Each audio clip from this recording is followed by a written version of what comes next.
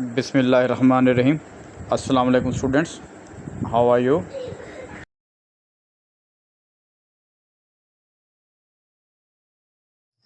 Okay students, this is maths 2 and this is 8th edition from Oxford Maths 2 8 और इसका topic हमारा चल रहा है जी सीक्वेंस के रेफरेंस से। तो आज इसका एक्सरसाइज हमारे पास है 5A और क्वेश्चन नंबर 9 हम डिस्कस कर रहे हैं बेटा। The nth term of a sequence is given by a r raise to power n minus 1। इसको हम ज्योमेट्रिक सीक्वेंस भी कहते हैं। लास्ट जो हमारी वीडियो थी वो अरिथमेटिक सीक्वेंस में होती हैं। What is the difference between the arithmetic and geometric sequence? Arithmetic में जो है या कोई वैल्यू जो होगा डिफरेंस जो होगा वो या प्लस हो रहा होगा या माइनस हो रहा होता है, और जो ज्योमेट्रिक सीक्वेंस होता है उसमें जो आपका डिफरेंस होगा वो रेशियो के फॉर्म में होता है। ठीक है जी, उसके जो हम रेशियो निकालते हैं आर। ओके जी, अब है जी find the values of a and r if the first two terms of the sequences are 3 and 48 and the third, fourth and fifth terms of the sequence we have to find out। ठीक, अब इसको हम कैसे solve करेंगे देखते हैं। Okay बेटा, देखिए इसमें आपके पास जो जनरल टर्म उसने दी हुई है that is T N is equal to A R N minus 1, और इसमें यहाँ पे बता रहा था जो ए होता है यहाँ पे ज्योमेट्रिक प्रोग्रेशन में या ज्योमेट्रिक सीक्वेंस कहते हैं हम इसको, एक्सपोनेंशियल इसको सीक्वेंस भी कह रहे हैं कि जिसमें पावर एक्सपोनेंट हो रही है, पावर की फॉर्म में आ रही होती है। ठीक है जी, तो ए जो होती है वो फर्स्ट टर्म होगा, फर्स्ट टर्म इस क्वेश्चन में, और जो आर होती है वो कॉमन रेशियो होती है। और रेशियो कैसे निकालते हैं? Second divided by first. Difference में क्या होता है बेटा, हम सेकंड माइनस फर्स्ट करते हैं, और जब रेशियो की बात करते हैं तो हम सेकंड डिवाइडेड बाय फर्स्ट का कॉन्सेप्ट यूज करते हैं।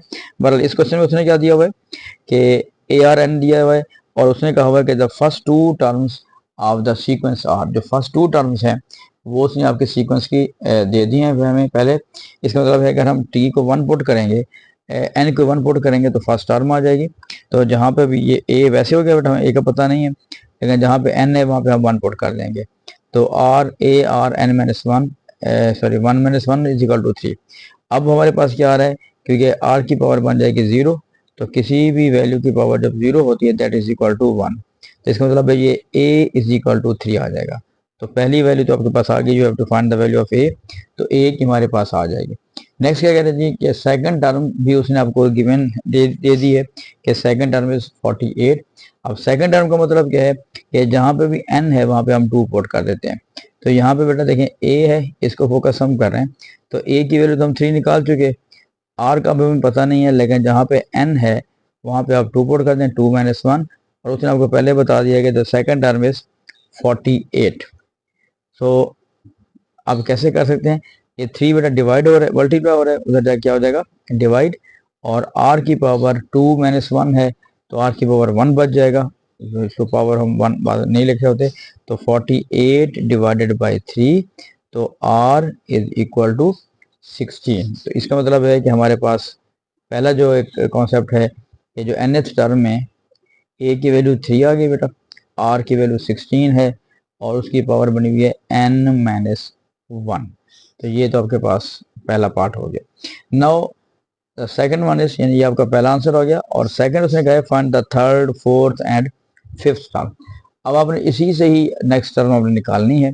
तो अगर हम इसके सेकंड पार्ट में जाते हैं, अगर थर्ड टर्म निकालें, इसका मतलब है हम n को 3 पुट कर देंगे, सो 3 इंटू 16, n की जगह पे 3 पुट करेंगे जी, 3 माइनस 1, तो 3 इंटू 16 की पावर 2।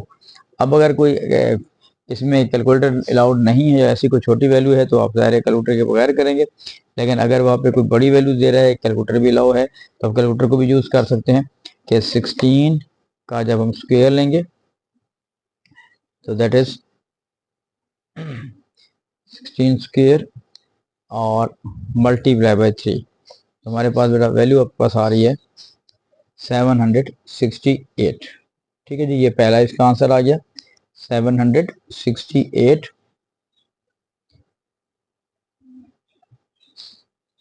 पहला आंसर आ गया बेटा।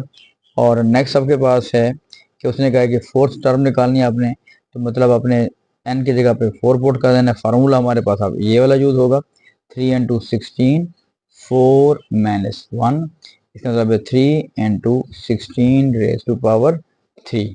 मैं रिपीट करूँगा, अगर कोई ऐसा क्वेश्चन दे रहा है कि उसने कैलकुलेटर के वायर है तो वो ज़ाहिर है वो इतनी बड़ी बड़ी वैल्यूज नहीं देगा, वो छोटी सी वैल्यूज को दे सकता है ताकि कॉन्सेप्ट भी क्लियर हो जाए। ठीक है बेटा, अब आपके पास है 16 रेज टू पावर 3, 16 का हम क्यूब ले लेंगे जी और मल्टीप्लाई बाई 3 कर दें इसको, तो दैट विल बी 112,288 जी इसका आपका आंसर आ रहा है। ठीक जी, और नेक्स्ट हमारे पास आ रहा है, अगर हम T5 की बात करते हैं फिफ्थ टर्म की, तो 3 इंटू 16 और इसी में हम 5 पुट कर देंगे, 5 minus 1, so that will be 3 into 16 raise to power 4।